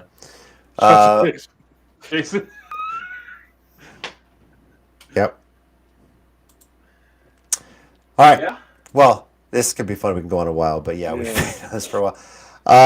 It is time for our 1-minute warning segment. Mike, do you have something for us this week? Sure. All right. Whenever you're ready, sir, set and go. Yeah, and just to kind of reiterate some things that I kind of mentioned throughout the show earlier, 2022 has been a really good year for wrestling, with obviously some ups and downs, some huge stories, some crazy stories. But it's just really overall been fun to be a wrestling fan again. We didn't even really hit on probably the biggest story of the year in the context of wrestling history, the fact of Vince McMahon stepping down as the head of WWE. We talked about how the booking changed so much better since that happened. Again, Moxley stepping up for AEW through a lot of their ups and downs has been great. And personally, like I said, going to MPW, I got to go to a BOW show. I'm hoping to go to some RCW shows here within January. So it's been fun, and I hope it just continues. There's so much great talent out there locally on the big stage. There's so many stories AEW and WWE has that if they can do them right, it's going to be great. So, man, just keep it up and try not to mess too many things up. All right. Try. So, Tommy, you got something this week? Yeah, I got something. All right. Whenever you're ready, and go. Just shout out to this show and to this group for 2022 has been kind of sucky for me for a lot of reasons. It's been a rough one. Emotional highs, emotional absolute bottom lows, from work to personal life and everything else. But the show and the people who work here always make it easier to deal with the week. I'm being very monotone, so I don't get too emotional. So, but yeah, I just thank you guys. Thanks to Steady and Joe and whenever I get to go on the Geekcast too, that's always really fun time. Like we end up talking for like 2 hours about Black Panther. We were going to be like, hey, it'll be about an hour, 45 minutes, something like that. 2 hours later, okay, we're still talking about Black Panther. So yeah, just thanks for that, and appreciate the help getting through the year. So thanks, guys. You're welcome, man. For sure. It's been a blast. My turn now, right? Yep. This might reiterate a lot of things. I do have to start with some thank yous for sure. Thank you guys for one, holding it down the fort, because this was such a busy year for me outside of podcasting. I missed a lot of Geekcast, but thank you to Maddie, Steady, Joe, Rob whenever he was on, Jericho, for kind of holding it down and for continuing to support the WrestleCast. Especially Joe, really, for like the graphics update and everything, getting the restream set up as well. Thank you guys for holding it down when I actually had to miss a couple episodes this year. One thing or another, really, stepping up to coach my daughter's softball team took a lot of my time, and it really was the most rewarding experience, and it's sometimes can be the most stressful. But God, it's worth it.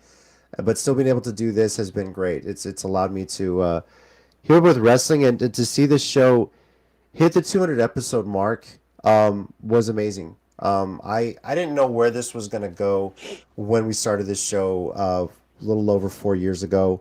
It was on a whim. We've been talking about doing something like this. Stay needed content for the Geekcast YouTube channel, and I said, well, we can do a wrestling thing, and it just kind of took off from there. And it's been a blast. I've loved that people have been able to live chat with us this year. As far as wrestling in 2022, it's been great. A lot of changes hit a little over midway through the year. Vince's retirement, historic, but much needed. And all the things that have happened for AEW, Impact, Ring of Honor, even WWE, New Japan, Stardom. 2023 looks very promising. We talked for years about we miss the days of the Attitude Era. I don't miss it anymore because I love what I'm seeing now. I love the competition now. Everyone is stepping up, trying to outdo each other, but on the same level, also doing their own thing, being an alternative. And I love it. And I'm so excited to see what 2023 has for wrestling across all promotions, as long as Vince McMahon just stays the fuck out of it. Because I know the rumors he's trying to sneak his way back in. And I talked about this when he retired. He still has a stakehold. Stay the fuck out of it, because even you have to recognize the company is better off when you are not running the show. Just keep the money, enjoy the retirement, enjoy the benefits that are coming in. It was the War Games thing that drove him crazy, and they keep saying pro wrestling on air. Everything is working. Wrestling is great.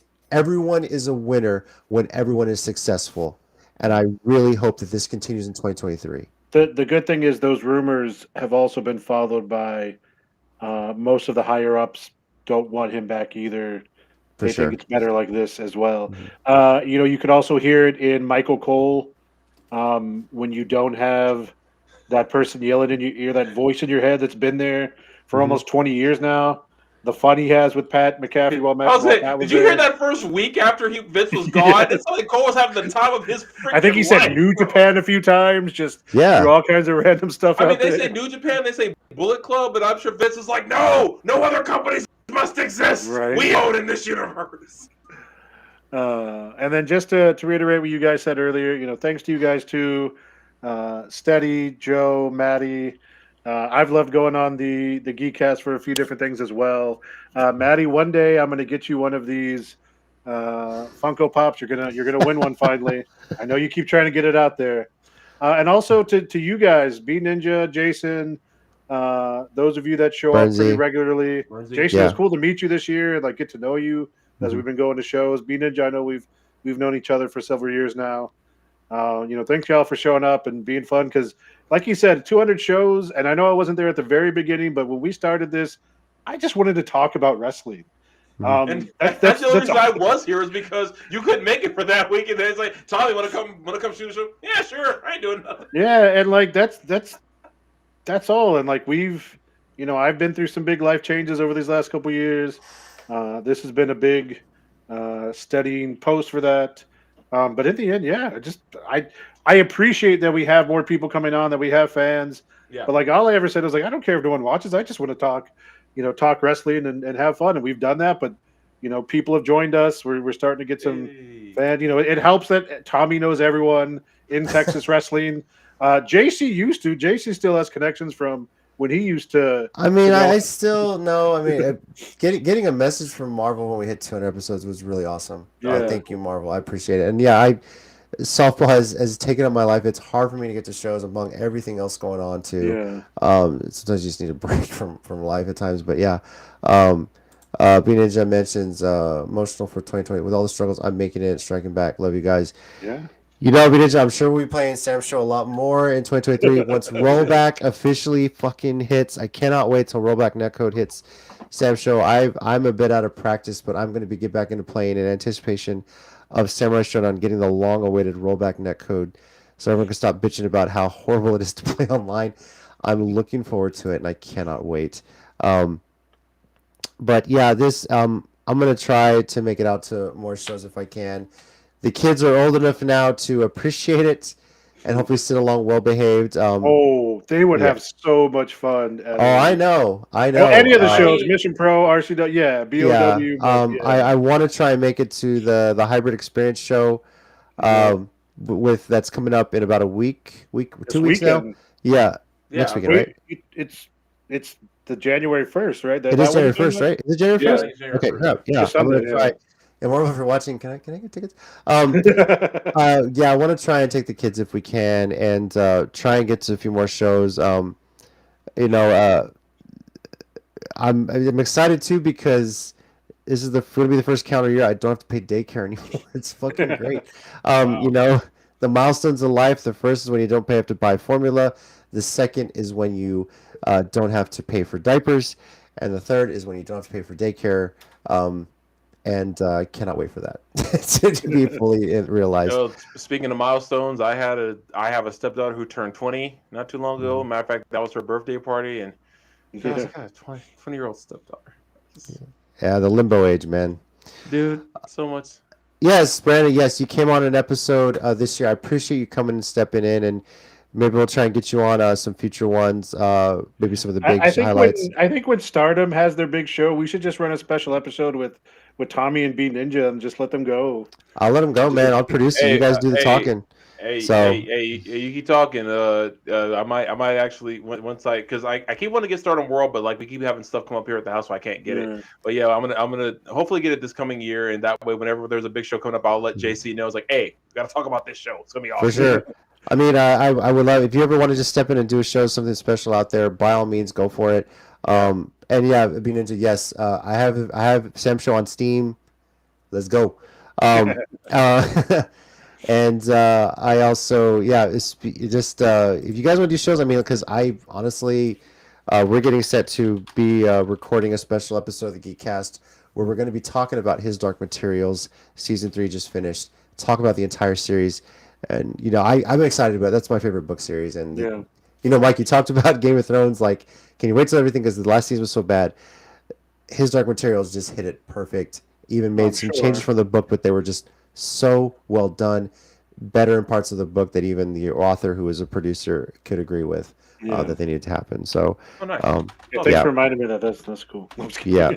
yeah, I'm sorry. But real quick in the last last few minutes, kind of what we've been talking about as the year ends.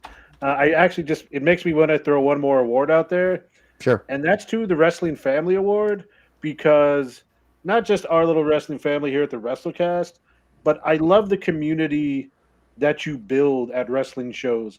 Like even the one BOW show I got to go to, you could tell Tommy and all that group there has such a good family. MPW, when we go to Mission Pro, you can tell the same thing. The people that work with Thunder Rosa and her group, RCW, we've known Brandon for a long time. We've known some of those people that have been a part of that for years. And the fans we've known, like the people we've met Tommy through wrestling shows. People that we've met throughout the years, Laz, among all the other ones. Like, there's you get those families when you go to those different indie shows, and it's really cool. So shout out to that as well. Yeah, well, it's like for us, the guy even said somehow Mission Pro nights become like a family night for us. It's like we hear a show they're gonna be like we getting tickets. Like, yeah, okay, we'll get it for them. We sit there and have good. And the funny part was like Alana's boyfriend had never been to an indie show before. Yeah. Never. And I was kind of like, oh, I'm sorry. Your first indie show is next to me. You did nothing to deserve this. We call that baptism by fire. Dude, you ain't never lied. Because I think I had them cracking up all night. Like, oh, so yeah. I was like, oh, no, I'm sorry. I should have warned you. But then again, there's no warning for this. You just have to see it for yourself.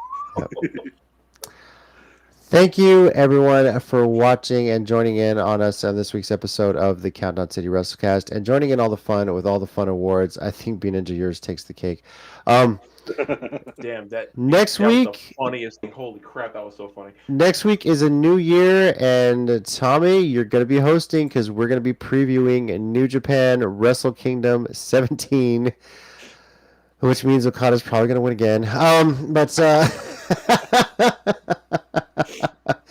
Yes, this is the show where Mike and I employ the strategy of copy whatever the fuck Tommy says. But he's going to be. And we know what we're talking about. Yes, exactly. Except for those matches where we throw in like Jeff Cobb and apparently FTR and Yeah, I personally am looking forward to Ospreay and Omega. My God, that's gonna be dude, fun. Yes. I'm not even kidding. I legit still don't know who I'm picking in that match. I really don't know. I'm pretty sure you're going to be last when we go through that. So. I might have to I might have to make y'all go for it. I'm still not sure. Like, hold on, I'll wait till the end of the show, right before we sign off. Yeah, and then say Pro Wrestling's real. People are fake. Oh my God, I don't know who's gonna win. So that's what we're gonna be getting into next week, and then just kind of be off and running from there. I'm hoping to, as things have opened up, try and get a few more interviews next year, if possible. Yeah, speaking of that, I'm gonna try.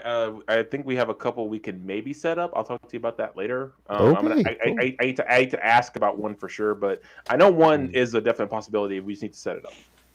For sure. And if you guys, maybe there's a show coming up that maybe we aren't talking about. Maybe it's a promotion we don't normally discuss. Maybe it's indie promotion. Feel free to let us know. CCG_WrestleCast. The Twitter is at the top of the screen now, not the bottom. Top of the That screen is tomorrow. Okay, sorry, I just saw it, JC. It's up. Right there. Yes, there it is. You guys got it. Wrestle Kingdom is tomorrow, so cool. That might be today, but that tomorrow. Either way, I want to see it. So yeah. Thank you, everyone, for a great 2020. We're looking forward to keep doing this in 2023. And this weekend, please, everyone, however you are celebrating, have a safe and happy new year. And just be safe out there in this bipolar Texas weather where it's going to be 70 degrees on the high. I just can't understand it, too. So how? It was just... I don't know. Okay, I don't even... Never mind. Down there... Like 21-19 a couple days ago. Yeah, right. Real. Down there, we got Tommy. Thanks, guys. We got Mike. Thanks, guys. Be good to each other.